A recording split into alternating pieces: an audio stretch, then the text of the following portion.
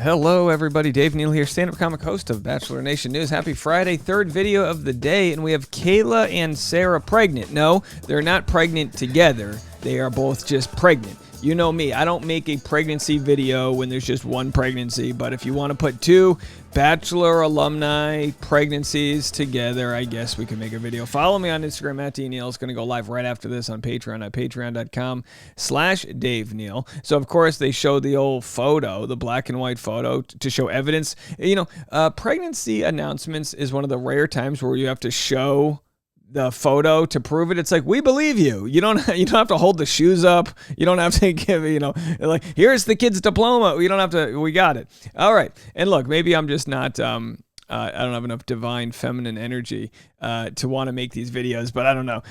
They always say if it bleeds, it leads. The breakup stories are important. Those are the big ones. Cheating allegations, this and that. It's nice to have a nice happy story as well on a Friday afternoon. Bachelor Nation's Kayla Quinn is pregnant, expecting first child with husband Nick Borello.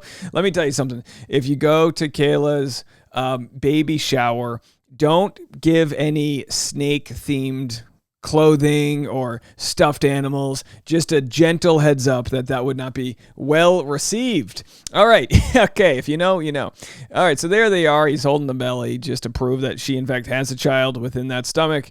And she's wearing the nice little Taylor Swift sundress, poofy shoulders, the nice little prance through the meadow. Don't get Lyme disease. There's ticks in that meadow right there, folks. There's ticks and high standing grass. Get out of there. Ready for baby. Kayla and husband are expecting their first child. We are 3.5 months along. I knocked her up 3.5 months ago. We were out to dinner.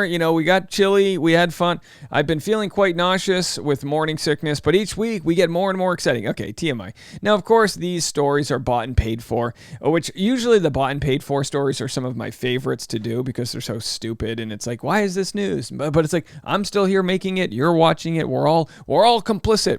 I put a new camel sweater on our dog Ash and tucked the pregnancy test in. When Nick called Ash to come sit with him on the couch, the pregnancy test fell out and Nick shouted, "No way!" in pure shock and joy, of course. Yeah, there's nothing like saying you're pregnant to tell your audience, yeah, we bang, we do it. We are out there doing the dang thing. We drink cranberry juice.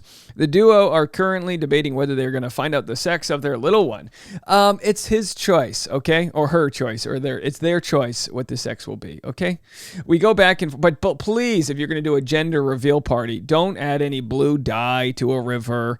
Please don't, explode anything. Just tell us what the gender is. Nobody wants to be there. You know what I mean? None of your friends care what kind of kid you're having. Nobody. Trust me. They don't. Okay.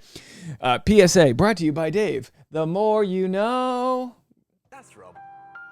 We go back and forth on that decision. I heard you push a little harder in the delivery room when you don't know the gender because you're so eager to find out. That also does not seem true. Yeah, I'm not going to push too hard because I know it's a girl. What? That might be a silly old myth, but as a couple, we do love surprises. Oh, yeah, like when you were surprised you got canceled for killing a snake on your Instagram. Oh, love a good surprise. Oh, come on, we're kidding. What's up with this pop-up? All right, let get rid of these pop-ups here. And we are grateful and so happy for a boy or a girl, but many of our friends are having boys, so I think it would be fun for our baby to have friends their age. Okay. Quinn and Borello wed in Sarasota, Florida at the Ringling Museum of Art in May 2021. The twosome were originally set to wed in Lake Como, Italy, but had to cancel the nuptials COVID. I'm so excited to announce that Nick and I are finally married. Okay, so then it goes back to the old conversation. All right, so that's that. Now, Sarah.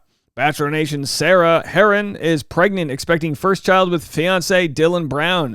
I'm so unbelievably grateful. So here they are, and there's proof of the ultrasound in case anyone was doubting them. Are you lying? Fake news. And of course, some adorable little fall shoes. The biggest thing I don't look forward to if and when I have children is putting on their shoes. I don't know why we're flying people to Mars. We got billionaires building spaceships, shooting penis-looking rockets all over the world. Can we develop a children's shoe that's easy to put on? How about just a Velcro mitten? It's not like they're really walking on these things. You know what I mean? And then you try to put them in the car seat and they just look like some sort of octopus on cocaine. It's like, just get the hell. All right. Baby makes 3. Sarah is pregnant with her fiance, Dylan Brown's first child. The couple exclusively confirms to Us Weekly. When we get pregnant, we need to do an Us Weekly announcement. This is what we need to do. It's very early still, and I know many families prefer to keep pregnancies private until after the first trimester, but I have shared entire fertility journey since day one. Since day one! Does that mean the conception? Oh, yeah. My whole family knows the fertility journey. Hey, Mom, we're banging. We're going for it. That's right. We had a couple of Jack and Jameson. We had a couple of Jameson Gingers. And, okay, one of the blessings of IVF. Okay, so it's an IVF. Okay, it's the support I've gained by being transparent about this process. Now, look, I understand some people that have, issues with pregnancy, and of course, there's always joy from giving birth, and then, of course, trauma when it doesn't work out. And I think it's important to normalize that conversation that exists out there. So I think it's good for people that don't want to wait till the second trimester to talk about things. I think that's good for people because I think the stigma that exists by people not talking about pregnancies until it's perfect is that so many people whose pregnancies aren't perfect then feel like they're alone. It's like, no, that's a very common and unfortunate circumstance. So I think it's good to talk about. We have been trying to get pregnant for exactly 2 years. We started trying to conceive naturally in 2020, but after 7 months of no luck, we turned to fertility testing, which confirmed that I have diminished ovarian reserves. She explained, as soon as we learned my diagnosis, we immediately turned to IVF with Dr. Amy Avazada. Diminished ovarian reserves. That sounds like a movie. Coming up next, starring Liam Neeson, it's Diminished Ovarian Reserve.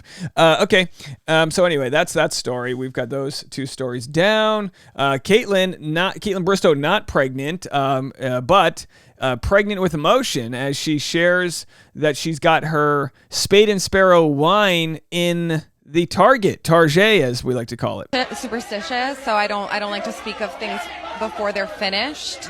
But it's so far a masterpiece, if I do say so myself. So there she is, cracking the bottle of wine in a Target. Jason Tartik says, stay at the best hotel ever. Okay, so then, of course, hey, look, good for them. I mean, as far as, alumni staying relevant, Caitlin Bristow definitely. By the way, if Caitlin and Jason do have kids, I'm looking forward to finding out how the kid becomes part of the empire. Because, right now she's got Spade and Sparrow wine. Caitlin Bristow's going to have like Spade and Sparrow Capri Sun. She's going to have like Spade and Sparrow juice boxes. Good for her. She can't not be a businesswoman. And then, of course, our final dig of the day, we have Date Card Pod shared this from Nick Vile. Nick posted, realizing I'm too old for Leo is making this birthday bittersweet. And there's a nice photo of Nick. And then below that, Bachelor Rabbit Hole says, at least your girlfriend isn't. Oh, shoot. That's a burn. It's kind of like a burn, but no, I don't want to say it's a compliment because it's not to say it's a compliment that someone's under 25. It's just that's where they are. Oh, you're so young. Well, I'm just as many years old as I am since my mom started her fertility treatment. You know what I mean? I feel like that's a good callback to the end of the episode. We might leave a comment because I'm trying to be very precise here, but it's these weird stories that I feel like we do our best material. So let me know, is this a best of 2022 nominee? By all means, follow my fertility journey. Which begins with getting married. Next week, I'll be on patreon.com/Dave Neal with my private behind-the-scenes wedding videos. You got to join the Patreon to see those. Patreon.com/Dave Neal. All right, everyone have a good weekend, everybody. We'll see you soon. Bye. Oh, by the way, I never shared this with anybody. I got a show in Lake Elsinore tonight if you want to come. Come to my show, Lake Elsinore. Go to Instagram @DNeals for details. Send me a DM if you want to come. Lake Elsinore, California. I will be there tonight. Bye, everybody.